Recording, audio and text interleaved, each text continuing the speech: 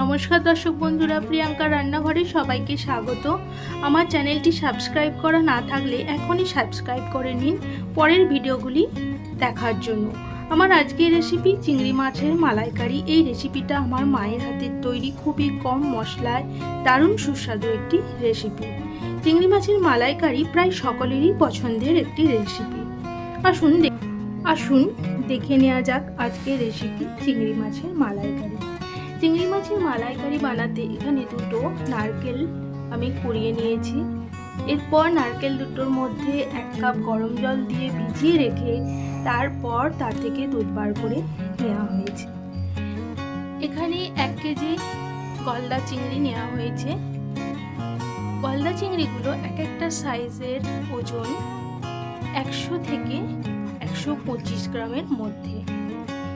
এরপর মালাইকারির জন্য একটা মশলার পেস্ট লাগবে। তার জন্য এখানে 6 কোয়া রসুন আর দুটো মিডিয়াম সাইজের পেঁয়াজ কুচিয়ে নিয়ে মিক্সার জারে দেওয়া হয়েছে, আর 1/2 টেবিল স্পুন আদা বাটা দিয়ে এটার একটা মিক্সার বানিয়ে নিতে হবে। এখানে মশলার পেস্টটা আমার রেডি। এরপর এখানে কিছু মশলা রেডি করে নেওয়া হয়েছে। গরম মশলা গুঁড়ো, আদা রসুন পেঁয়াজের পেস্ট, চিনি, নুন আর ঘি। এরপর কড়াই বসিয়ে কড়াই গরম করে কড়াইয়ের মধ্যে তেল দিয়ে তেলটা কড়াইয়ের চারিদিকে বুলিয়ে নিয়ে মাছগুলো এক একটা করে ছেড়ে দিতে হবে। মাছগুলোর এক পিঠ হালকা লাল রঙের হয়ে গেলে উল্টে দিতে হবে। বেশি চিংড়ি মাছ ভাজলে শক্ত হয়ে যায়, তাই খুব কম সময়েই চিংড়ি মাছগুলো ভেজে তুলে নিতে হবে। এক পিঠ উল্টে দেওয়ার পরেই দেখুন আর এক পিঠ উল্টে দিয়েই সঙ্গে সঙ্গে তুলে নিতে হবে। বেশিক্ষণ কড়ার মধ্যে রেখে দিলেই মাছগুলো শক্ত হয়ে যেতে পারে। এইভাবেই সমস্ত চিংড়ি মাছগুলো ভেজে আমার তুলে নেওয়া হয়েছে।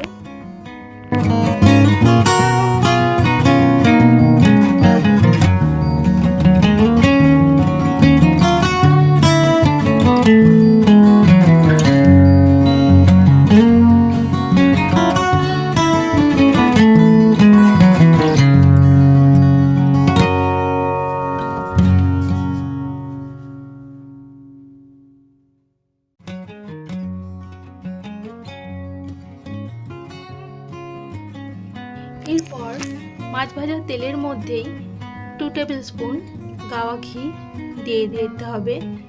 এতে করে মালাইকারির ফ্লেভারটা দারুণ হয়। তারপর এখানে ফোড়নে 2টো তেজপাতা দেওয়া হয়েছে। তেজপাতা ফোড়নে দিয়েই আদা রসুন পেঁয়াজের পেস্টটা দিয়ে দিতে হবে।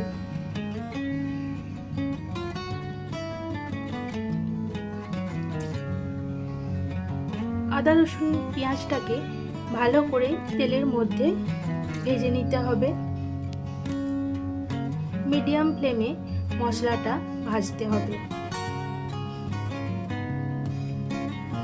যখন মশলাটা ভাজা ভাজা হয়ে যাবে তার মধ্যে দিয়ে দিতে হবে 1 টেবিল স্পুন হলুদ গুঁড়ো আর 1 টেবিল স্পুনের একটু বেশি লঙ্কা গুঁড়ো।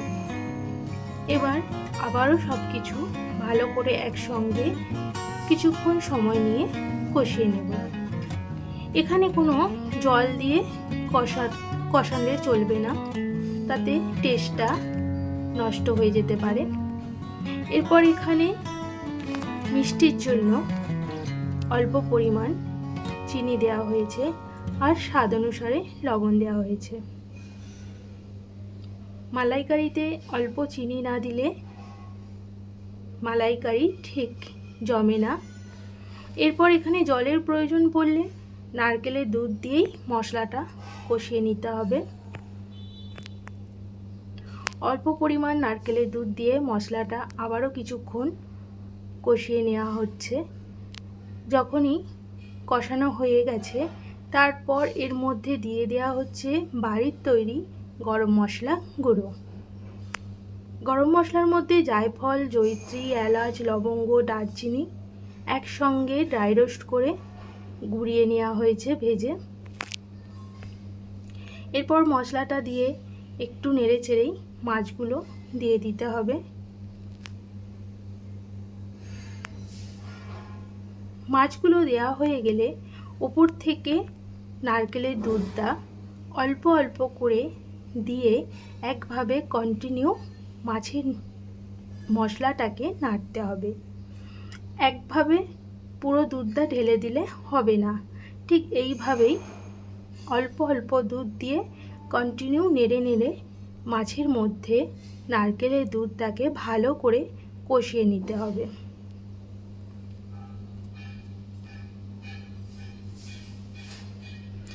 পুরো দুধটা দেওয়ার পর যদি প্রয়োজন হয় তাহলে ওই বাটিটাই ধুয়ে অল্প একটু জল দিয়ে মাছগুলো ভালো করে গ্রেভির মধ্যে ছড়িয়ে এটা ঢাকনা দিয়ে দিতে হবে। প্রায় 25 মিনিটের মতো ঢাকনা দিয়ে রেখে দিতে হবে, তাহলে মাছগুলো খুব ভালো সফট হয় আর ভিতর পর্যন্ত মশলা খুব সুন্দরভাবে পৌঁছে যেতে পারে। এইভাবেই 25 মিনিট চাপা দিয়ে রাখার মধ্যেও মাঝে মাঝে একবার করে চাপা খুলে নিচেটা নেড়ে দিতে হবে। এইভাবে রান্না করলে খুব সুন্দর ফ্লেভার হয় মালাইকারি। এরপর যখন দেখবেন মশলা থেকে তেল পুরোপুরি উপরে ভেসে উঠেছে তখন বুঝতে হবে মালাইকারি রেডি। তার উপর দিয়ে দিতে হবে বাড়ির তৈরি গরম মশলা গুঁড়ো আর গাওয়া ঘি দিয়ে গ্যাসের ফ্লেমটা অফ করে আরও 5 মিনিটের জন্য স্ট্যান্ডিং সময় রেখে দিতে হবে। এইভাবেই মালাইকারি বানিয়ে আপনারাও একবার ট্রাই করবেন বাড়িতে, খেতে খুবই দুর্দান্ত হয় আর সকলেই ভীষণ পছন্দ করবে। আজকের রেসিপিটি কেমন লাগলো অবশ্যই জানাবেন আর ভালো লাগলে একটি লাইক করবেন।